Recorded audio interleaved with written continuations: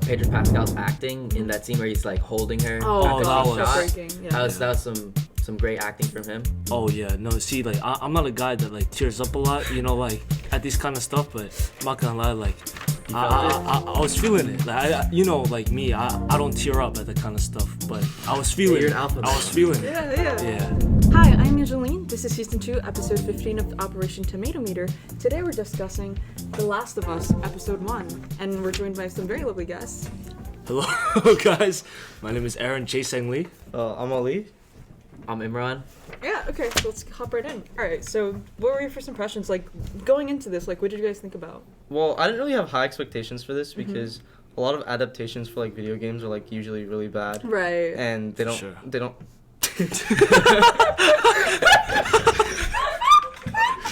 Go on. They don't really have like it doesn't really have anything to do with the game. Well, it does. It's like the main plot, but it doesn't have like little Easter bunny it doesn't have everything that the game has. You know, I'm gonna disagree. I was excited. Yo, shut up. Shut your mouth, bro. For sure. So I'm gonna disagree with Ali. I was actually kind of excited for the show because I'm a big fan of Pedro Pascal. I loved his work on Mandalorian, and I thought thank you. And I thought he was really good on that. You know, I was really excited to see him take on a different, more serious role with Joel in the show. Right. Oh yeah, for sure. See me, you know, I came in having no expectations. You know, I just wanted to see something new, and you know, Last of Us surprised me. It was great. From what I've heard, yeah. Well, okay, going back to what's his name? Pedro Pascal. He was one of the lead characters in Pablo Escobar, the Netflix series, and like you could see like a serious version of him there too, and he was really good there too. So I didn't know he was gonna be he was one of the main characters, but when I saw him, I like my expectations like changed. I was like, this is gonna be good. Yeah, for sure. Yeah, no, me too. I don't know. I same with you, where I just don't think like video game adaptations have been very good as of late. So I was too very like meh about the whole thing. But yeah, I watched it and I agree, guys. It was pretty good. Like, it was really exciting. I don't know, like, I know of Last of Us. I know it's like a very like renowned game. Like, people, you know, hype it up. It's good. But I never really like looked into the plot or anything. But even like not looking into the plot, I felt like the episode, like, it set itself well. Like, the world building was good, where it didn't go like too into it, but you know, you still got the premise. And it's also kind of like, it's not like an old game, but it was like a pre-pandemic game, I think, right? And so it was like kind of cool to see like we kind of lived that life like a couple years back. Yeah. I forgot like all the pandemic references and stuff. Like, I'm not gonna lie, I kind of thought that was gonna be like right-wing propaganda. I thought it was gonna be like, look at us, like this is gonna be America in 2040. It's gonna be locked up. It's gonna be quarantine zones and the government. Yeah. Yeah, it was actually 2023. Okay, man.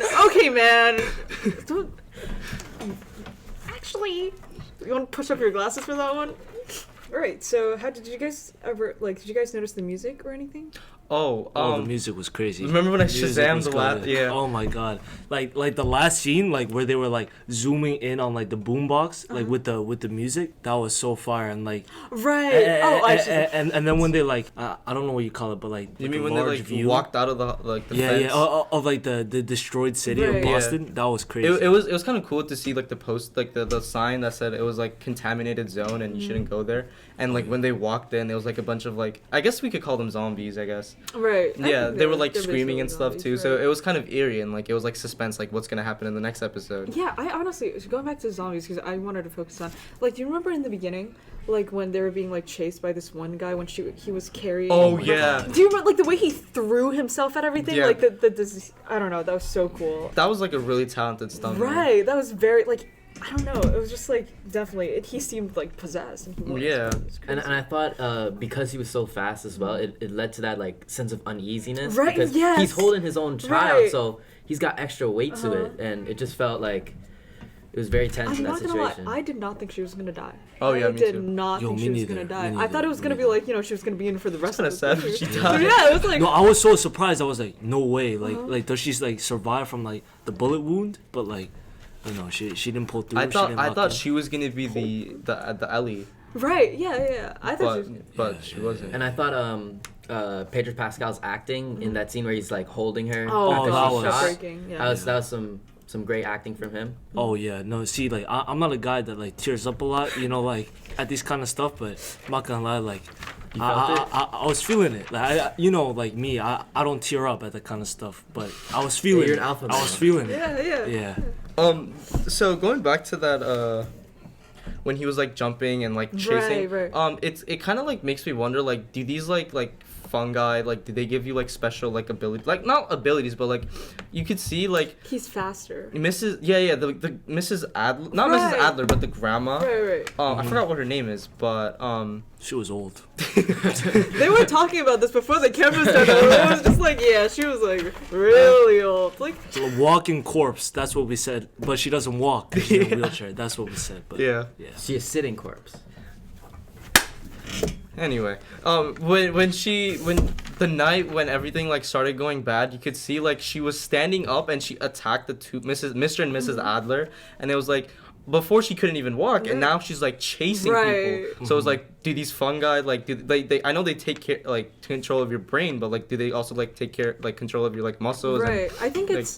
Do you remember that little like excerpt all the way at the start where they talked about like the fungi, Oh, like, yeah, like yeah. how they take control of like Uh-huh. you know like. Oh no, animals? yeah, I really like that like intro, like where they like introduce like what the fungi is, and like they like just setting up the scene for like everything. Right. No, Thought that was a really cool. like chilling like the talk show thing. Perfect. Oh, and also considering how like that scene wasn't even in the game, like I feel like that's what like the show did really well. Like, you know, they like managed to like smoothly add like stuff that wasn't in the actual game, but everything was just like so smooth, and it was just really good. Right. Yeah. It was just like a legitimate like piece of work like separated from the video game, and I'm still able to appreciate it by itself without it having to be like, oh, this is Last of Us, like yeah. leeching off of. its Also, in process. that excerpt, they were like, I don't know if you guys noticed, but they were like all smoking, and like I don't know if this could just be random. I just might be saying some. Oh. Yeah, but like predictions. they also like traded like cigarettes and stuff. Oh right. So like I might just be saying stuff, but like it could be some sort of like symbolism or like something later on. I don't know. Right. But I have a very strong opinion on Ellie. I hate Ellie. Like, I'm not gonna Really? lie. Like, I despise the character Ellie. Like, I don't know. I feel like she's... Okay, I know what trope they're gonna lead into. It's gonna be like, dad who lost his daughter finds new daughter, this dystopian, this... They're all so broken, but they find each other. You know what I mean? I like your But, expression. thanks, man. I'm not gonna lie, I'm like a little lost here. I'm not. Like, you know that typical, like, God, this dystopian, everything's gonna beep, but, like, at least we have each other, Like, That's so real. That's so real. Okay, but, yeah, I don't know, I just thought, like, Ellie's, like, a lot of Ellie's, like, thing is, she was, like, she purposely has to be this, like, little... Do you find it annoying? Just like. Oh yeah, no, I yeah, think- she was I like a think- brat. You're right, yeah, I Oh, but know. she got like special powers or something when like I know, Marlene but why came does and she told. have to have the powers? I mean, Okay. but like, let's just like get this straight. She's like a really good actor though. Like, Yeah, very like, good actress. Like, I feel like that was the whole point of her character, Right, to be Bella Ramsey, annoying. yeah. But like, I feel like the actor that's like what I mean. executes that. Like- She was like chained up for a while. Like I think she was an orphan from That's true. when she was born, and she was in military school. Right. So I feel like it's kind of like she's not gonna be all happy and like No, I everything's know. perfect. Right, So. definitely. But I feel like they're trying to go into that trope so hard by making her this like, oh, she's a little wild, she's a little like bratty, but together, like, but she finds a soft spot eventually for Joel. I feel like that's what it's. I think it's more like she has like an outer shell. Like she's not. Right, but I feel like that, that's like. Okay. Think of there, it this way: like she was an orphan, so she never had anyone from the beginning. She was in Right. military school, and then we don't really know anything about that, and then she got taken from that and then locked up. So I don't she doesn't like really know who to trust.